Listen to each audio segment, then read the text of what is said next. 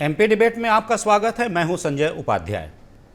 मध्य प्रदेश की राजनीति भले ही दो ध्रुवीय हो, लेकिन तीसरे मोर्चे के रूप में बहुजन समाज पार्टी ने पिछले 33 सालों से स्थायी वोट बैंक के साथ अपनी उपस्थिति बना ली है। पिछले 7 चुनाव में ग्वालियर, चंबल, विंध्य और बुंदेलखंड की 40 सीटों पर बसपा की भूमिका निर्णायक रही है।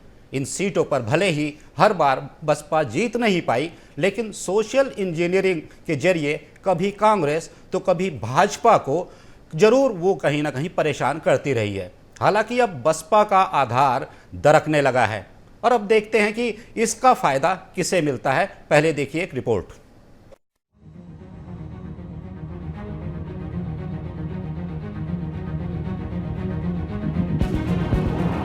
विधानसभा चुनाव के दौरान बसपा तीसरे मोर्चे के तौर पर मध्य प्रदेश की राजनीति में जानी जाती है।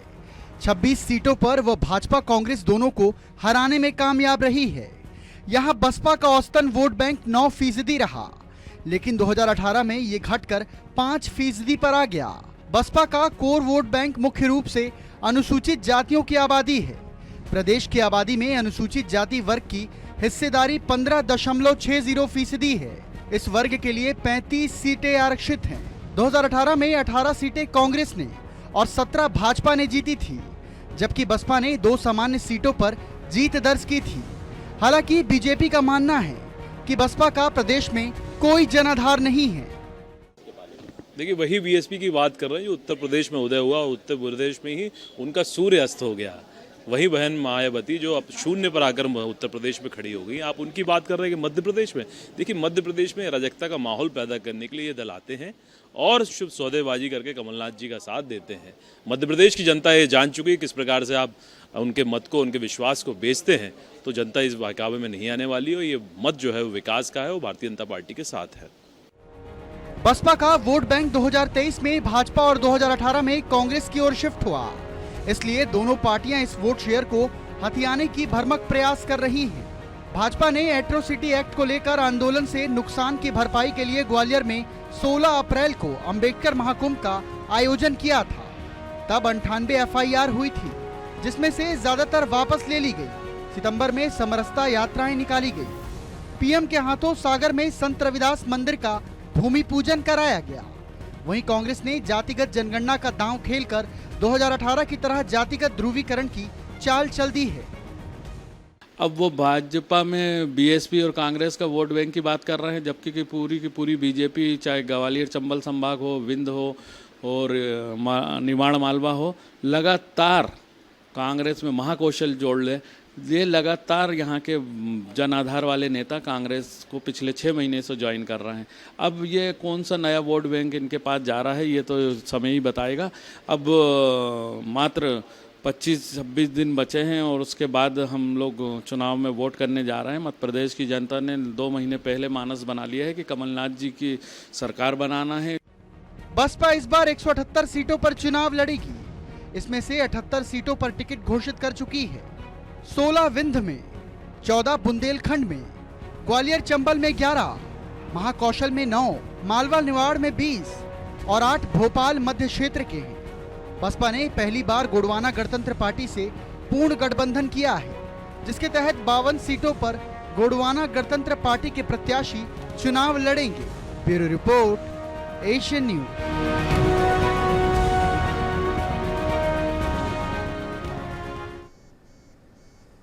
जैसा कि हमने आपको रिपोर्ट में दिखाया कि जो मध्य प्रदेश है, मध्य प्रदेश एक तरीके से दो ध्रुवी व्यवस्था है, जहां पर राजनीति 2 ध्रुवों से चलती है। भारतीय जनता पार्टी और कांग्रेस दोनों की ही सरकारें बनती हैं, लेकिन वहां पर भी बहुत से ऐसे फैक्टर्स हैं, ऐसे दल हैं जो इन बड़े दलों को, इन प्रमुख दलों की जीत हार को कहीं ना कहीं नियंत्रित करने की कोशिश करते हैं, उन्हें लाभ और हानि पहुंचाने की कोशिश करते हैं।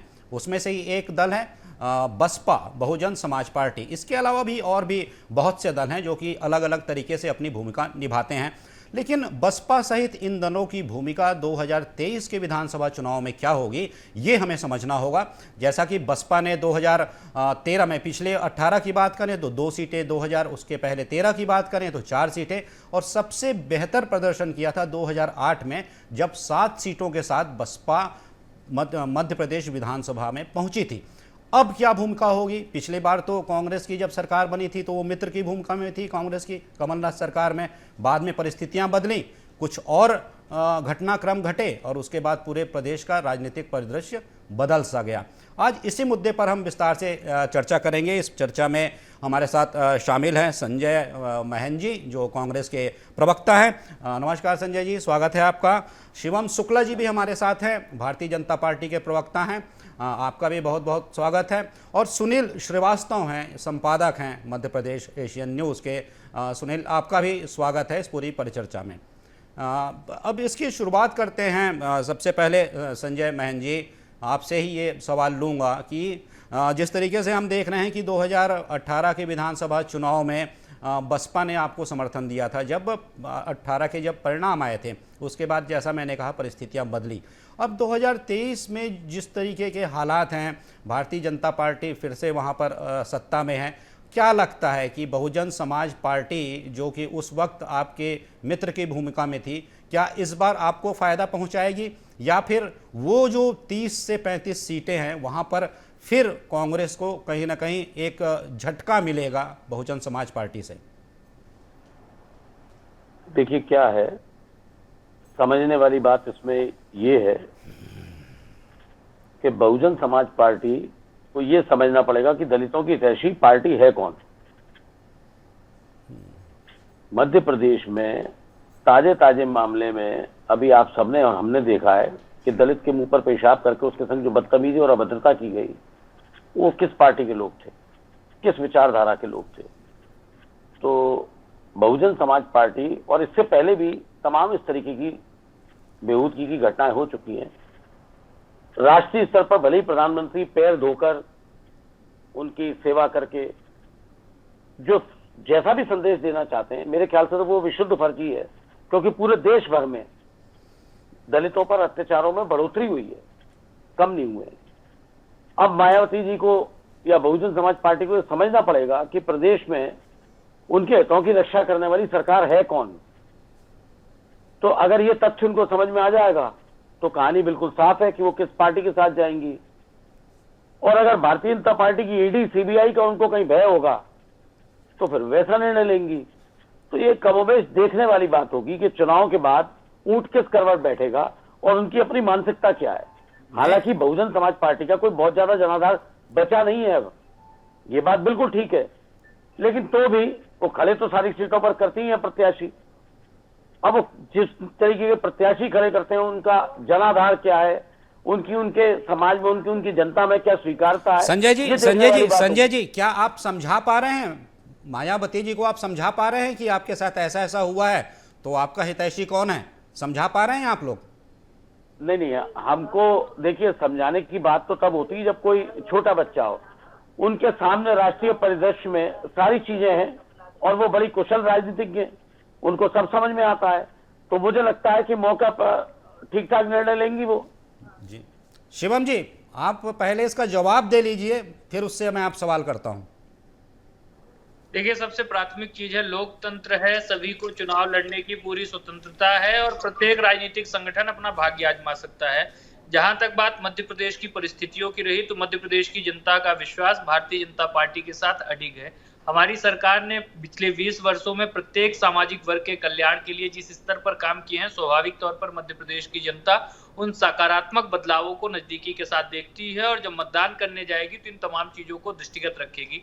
मध्य प्रदेश में अकेले अगर हम अनुसूचित जात की बात कर रहे हैं, क्योंकि बहुजन समाज पार्टी उनकी पैरोकारी का दावा करती, 678 करोड़ रुपए का बजट हुआ करता था, वही बजट आज 25,000 करोड़ रुपए का लगभग हमने अनुसूचित जाति वर्ग के लिए पहुंचाया है। उनके जितने भी एक सांस्कृतिक विरासत हुआ करती थी अनुसूचित जाति वर्ग की, चाहे वह संत रविदास जी के माध्यम से हो, कबीरदास जी के माध्यम से हो, या इस प्रकार से जो विभिन्न नायक उस वर्ग से आते थे जिनको इतिहास के पन्नों में उस प्रकार से जगह कांग्रेस पार्टी के शासन व्यवस्था में नहीं दी गई थी, उनको पुनर्स्थापित करने का काम हमारी सरकार ने किया।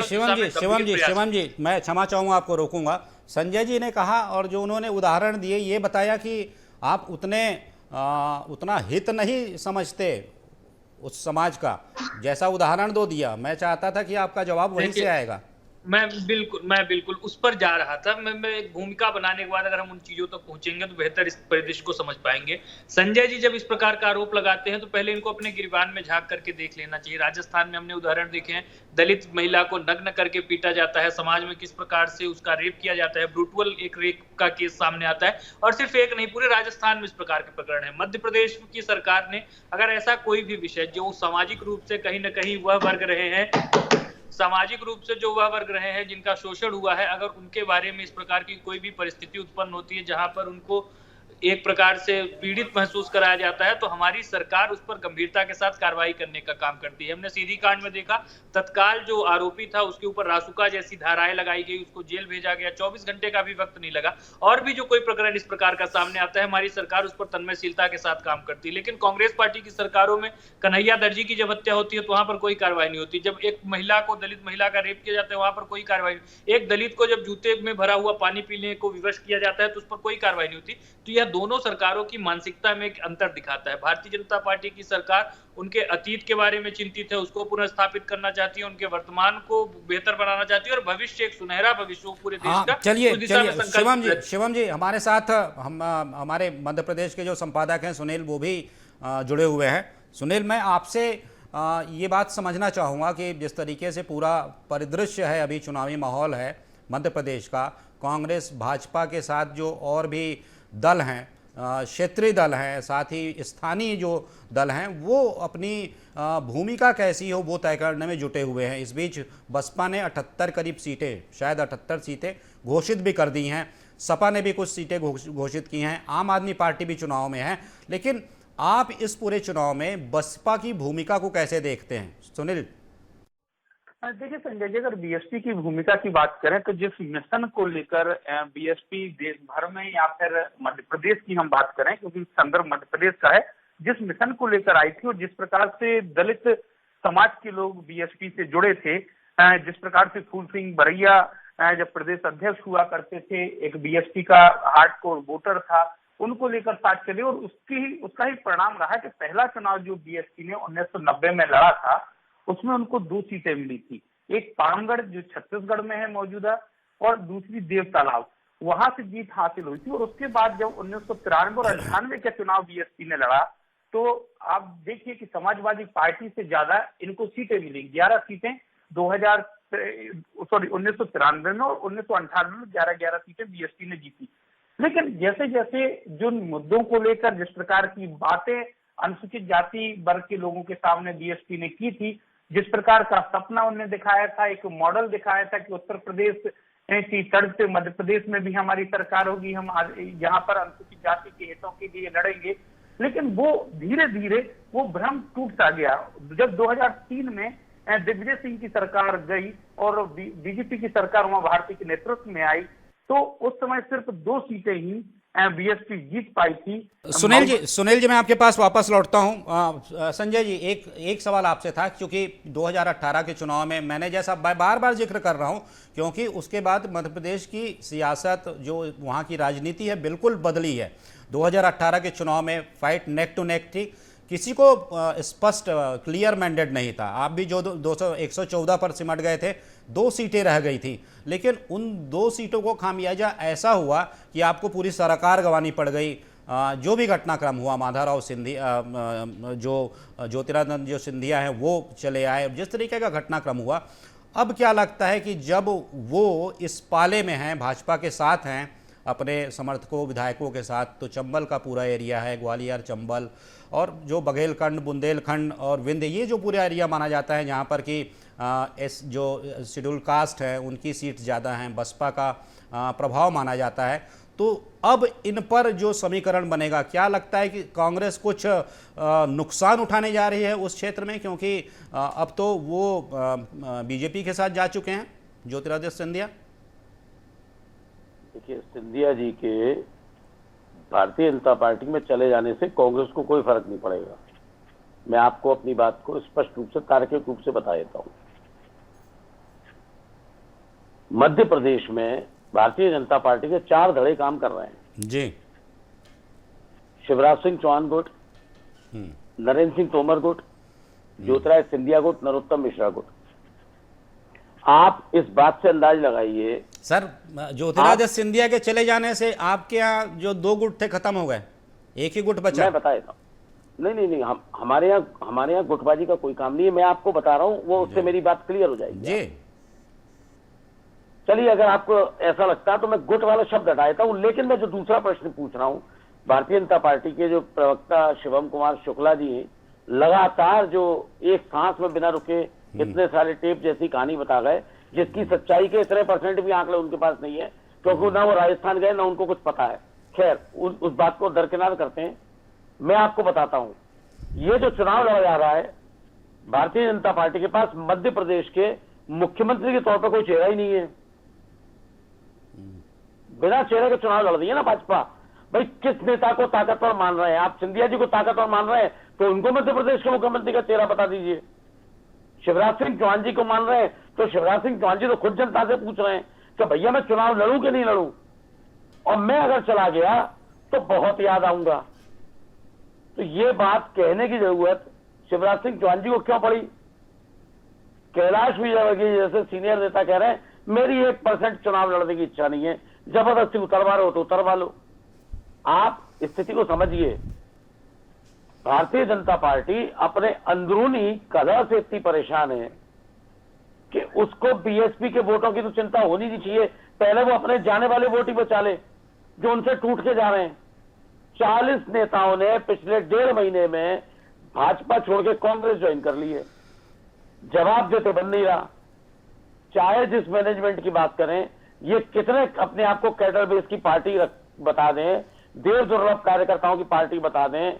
मैं ये पूछ रहा हूं कि ज्योतिरादित्य सिंधिया जी इनके किस कैडर में मैं पूछ लेता हूं संजय जी, मैं पूछ लेता हूं। शिवम जी, बहुत सारे सवाल हैं, लेकिन मैं एक सवाल करता हूं। उन्हीं सवालों का जो मिला जुला एक लब बोल वो आप कह सकते हैं कि 15 साल से अधिक वर्षों के मुख्यमंत्री शिवराज सिंह चौहान जी, और ये कह रहा है विपक्ष कांग्रेस ये कह रही है कि आप सामूहिक नेतृत्व में चुनाव लड़ने जा रहे हैं, आपके पास सीएम का कोई चेहरा नहीं है।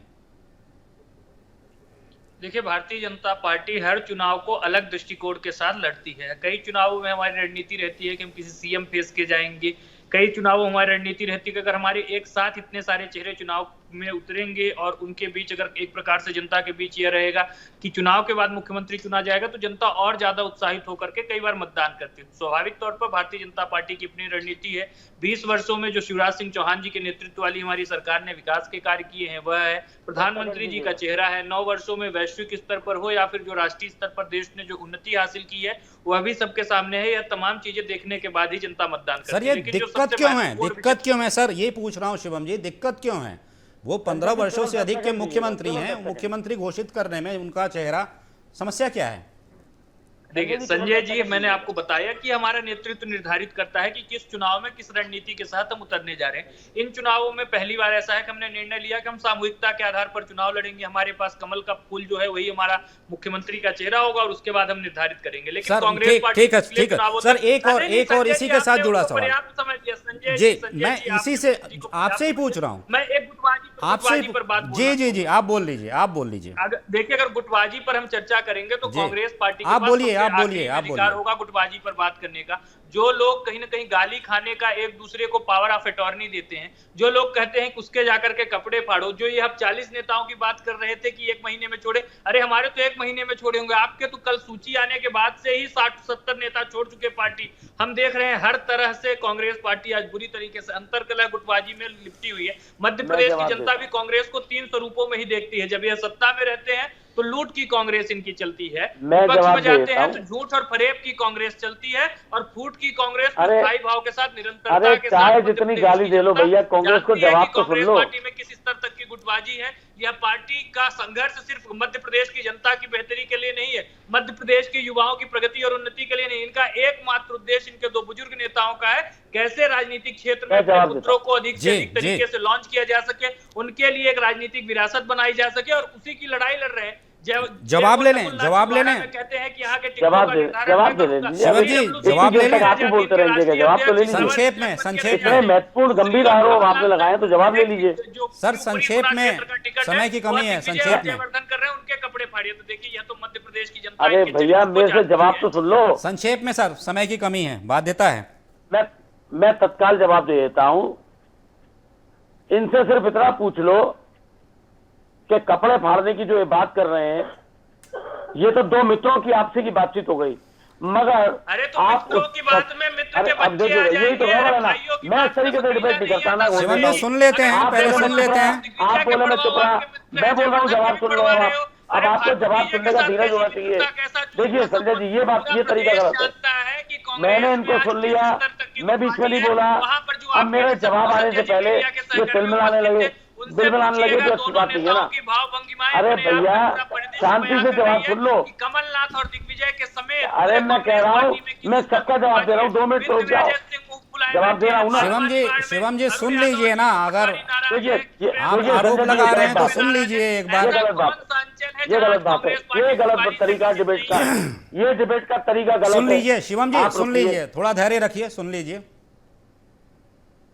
नरेंद्र मोदी जी के 15 लाख की बात को अमित शाह जी ने क्या कहा था? ये तो जुमले हैं, ये तो जुमले होते हैं चुनाव के। है कोई जवाब आपके पास? नहीं, मेरी बात का सीधा जवाब दो आप, मेरी बात का सीधा जवाब दो। अरे भैया मेरी बात का सीधा जवाब दो आप।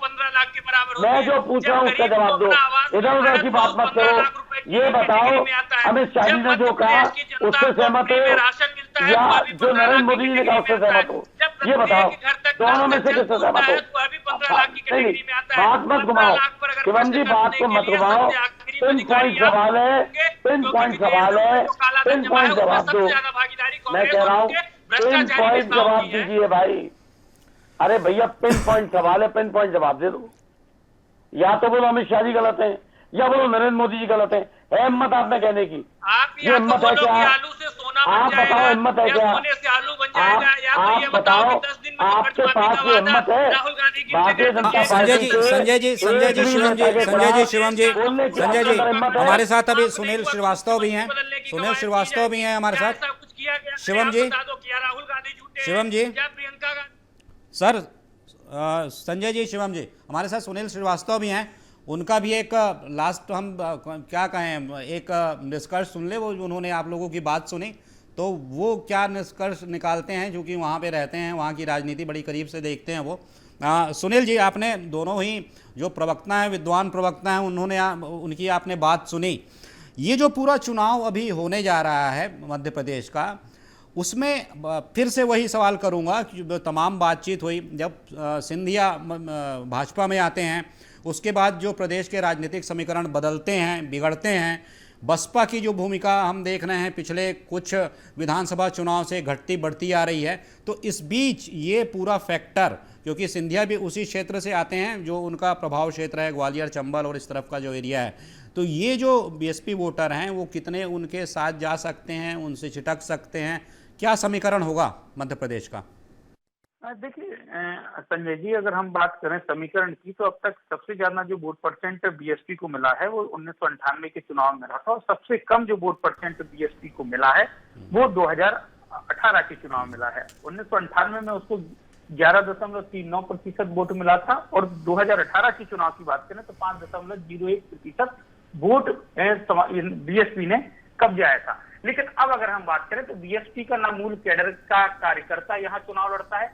चुनाव बीएसपी से कौन लड़ रहा है? जिनको कांग्रेस टिकट नहीं दे रही है, जिनको बीजेपी टिकट नहीं दे रही है, जो नाराज नेता हैं या किसी कारण की वजह से कांग्रेस या बीजेपी ने इनके टिकट काटे हैं, वही नेता जाके यहाँ पर बीएसपी से चुनाव लड़ रहे हैं। और यही वजह है कि अब बीएसपी ने यहाँ गोंडवाना गणतंत्र पार्टी से एक समझौता किया है, और उसके तहत गोंडवाना गणतंत्र पार्टी यहाँ 78 सीटों पर चुनाव लड़ रही है, और बाकी बची सीटों पर बीएसपी चुनाव लड़ रही है।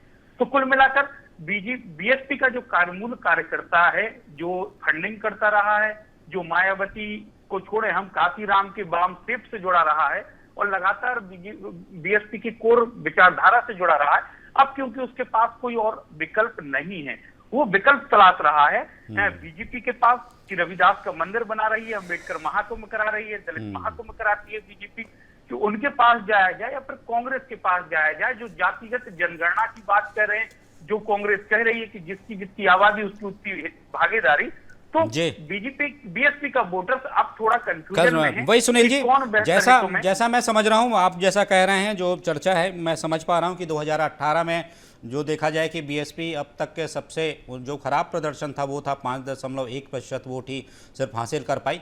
और जाहिर सी बात है, जब किसी का जनाधार दरकता है, जब उसका वोट बैंक खसकता है, तब जो राजनीतिक दल होते हैं, प्रमुख राजनीतिक दल होते हैं, उनकी कोशिश होती है कि कैसे वो उस हटते हुए वोट बैंक को, टूटते वोट बैंक को अपने पाले में लेकर आएं और वो उसे अपनी ताकत बनाएं। और यही हो रहा है मध्य प्रदेश में। अब यही देखना होगा कि अभी आने वाले दिनों में जब चुनाव की तारीखें पास आएंगी, जब मतदान की तारीख पास आएगी, तब तक की क्या स्थिति बनती है, समीकरण क्या बनता है, क्या बिगड़ता है, कौन किसके पाले में जाता है, कौन किसके पाले से छिटक कर कहीं और जाता है, तब तक थोड़ा इंतज़ार करना होगा। तो आप चर्चा में आप सभी शामिल हुए, संजय जी, शिवम जी और सुनील जी, आप सभी का बहुत बहुत धन्यवाद। फिर इसी तरीके की एक बड़ी चर्चा में आप लोगों के साथ हम शामिल होंगे। तब तक मुझे इजाज़त दीजिए, नमस्कार।